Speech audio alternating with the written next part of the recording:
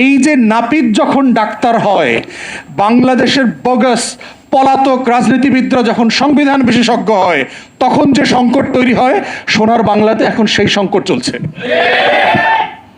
তো এখন আমাদের জায়গাটা কোথায়? আমাদের লড়াইয়ের জায়গাটা হচ্ছে একই লড়াই, যেই লড়াইতে মীর জাফরের বিরুদ্ধে এই দেশের বাংলাদেশের মানুষরা, এই জমিনের মানুষরা লড়াই করেছিল, যেই লড়াইতে 190 বছরের ব্রিটিশ বিরোধী আন্দোলনে আমাদের মানুষরা লড়াই করেছে, যোগেন মণ্ডল থেকে শুরু করে হাবিলদার রজব আলী খান, তিতুমির, শরীয়তুল্লাহ, এই সব মানুষগুলো মিলে, নবাব সলিমুল্লাহ থেকে শুরু করে লাহোর রেজলিউশনে যারা কাজ করেছেন, মুসলিম লীগ প্রতিষ্ঠা, ঢাকা বিশ্ববিদ্যালয়ের প্রতিষ্ঠা, এই মুক্তির লড়াইয়ে কখনো কোনো দাড়ি পড়ে না।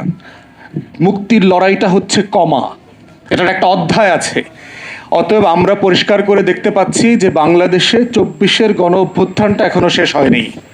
এই গণ অভ্যুত্থানটা মাঝামাঝি গিয়ে সিজফায়ারের মতো অবস্থায় আছে। যুদ্ধবিরতি হয় না, দেখছেন না ইরানে যুদ্ধবিরতি হয়েছে, 24-এর গণ অভ্যুত্থানটা শেষ হয় নাই। 24-এর গণ অভ্যুত্থানে এখন যুদ্ধবিরতি চলছে, এবং কোন পক্ষের বিরুদ্ধে পরের লড়াই তৈরি হবে সেটার উপর ডিপেন্ড করবে বাংলাদেশের সংসদে বসে থাকা এই ডজন ডজন নাপিতরা সত্যি দেশটাকে ডাক্তারের কাছে তুলে দেবে, না নিজেরাই নাপিতগিরি করে সার্জারি কন্টিনিউ করবে। এর উপর ডিপেন্ড করবে যে আগামী দিনে সেই মুক্তির লড়াইতে লাল সবুজের পতাকার বিপরীতে আমরা কাকে বেছে নেব। এই লড়াই খুব পরিষ্কার। এই জন্য আজকে আমরা আহ্বান করছি বিএনপি দলীয় নেতা এবং সরকারকে, যে আপনারা বন্ধু প্রতিম গণ অভ্যুত্থানের পক্ষে শক্তি বলে আপনাদেরকে জানতাম, কিন্তু প্রত্যেক দিন আপনাদের আচরণে আপনাদেরকেই আমরা চিনতে এখন পারছি না। আপনাদের আচরণ, আপনাদের কথা, আপনাদের 2030 সালের ভিশন, আপনাদের 31 দফা, আপনাদের নির্বাচনী ম্যানিফেস্টো, জুলাই সনদ স্বাক্ষর করা, গণভোটের রায়, সব কিছু মিলায় আপনাদেরকেই আমরা চিনতে পারছি না। এবং দেখবেন, সুস্থ মানুষ যখন আরেকজন সুস্থ মানুষকে চিনতে পারে না, তখন আমরা তারে কি বলি? মাঝে মধ্যে এমপিদের কথাবার্তা শুনলে মনে হয় গাজার ডোজ বেশি হয়ে গেছে। সোহরাওয়ার্দী উদ্যানে এত অপারেশন চালানো হইতেছে গাজাখোরদের ধরার জন্য, মাঝে মধ্যে সংসদ ভবনের আশেপাশে একটা অপারেশন দরকার, যে গাজার ডোজ বেশি হয়ে গেছে কিনা। কারণ এই কয় মাসের ভিতরে কথাবার্তার কোনো কুল কিনারা করতে পারতেছি না। নিশ্চয়ই একটা সমস্যা, কোথাও না কোথাও তো সমস্যা হয়েছে।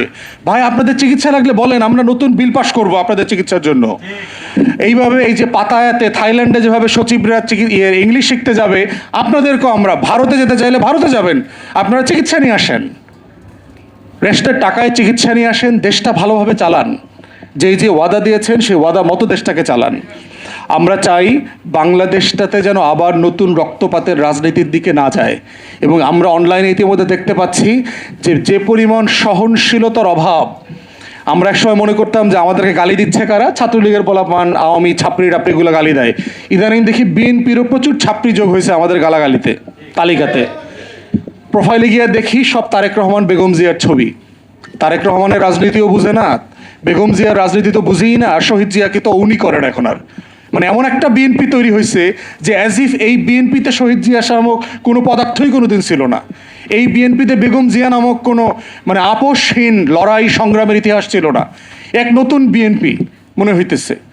এবং বিএনপি নেতাদের বক্তব্য শুনলে এটা কি আসলে আওয়ামী লীগের কোনো নেতা বলছে, না আসলে বিএনপির নেতা বলতেছে, ওটা মাঝে মধ্যে কনফিউজিং লাগে। শব্দে শব্দে, বাক্যে বাক্যে আপনি বিএনপি নেতাদের মধ্যে ওবায়দুল কাদের খুঁজে পাবেন এখন। আপনি যদি চেহারাটা না দেখে শোনেন, আপনার কাছে মনে হবে এক বিএনপির ওবায়দুল কাদের কথা বলতেছে, এক বিএনপির হাসান মাহমুদ কথা বলতেছে, এক বিএনপির হানিফ কথা বলতেছে। তো এই যে বিএনপির আওয়ামীকরণ হওয়াটা, এটা দেশের জন্য দুর্ভাগ্য। কারণ আমরা যারা গণ অভ্যুত্থানের পক্ষে শক্তি ছিলাম, আমরা সবাই মোটা দাগে শহীদ জিয়াউর রহমানের রাজনীতির ক্যানভাসে থাকি, ওই ক্যানভাসেই আমরা রাজনীতি করি।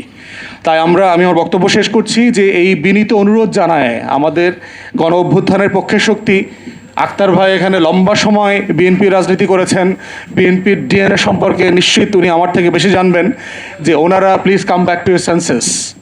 দয়া করে কমন সেন্সে ফিরে আসেন। আপনাদের ক্ষমতার ছানি যেটা পড়েছে সেটা সার্জারি করে ফেলেন, নাপিত দিয়ে করায়েন না, ডাক্তার দিয়ে করায়েন। ডাক্তার দিয়া সেই চোখের সানির অপারেশনটা করায় ক্ষমতার পক্ষে না জনতার পক্ষে চলে আসেন, তাহলে জনতাও আপনাদের পক্ষে থাকবে।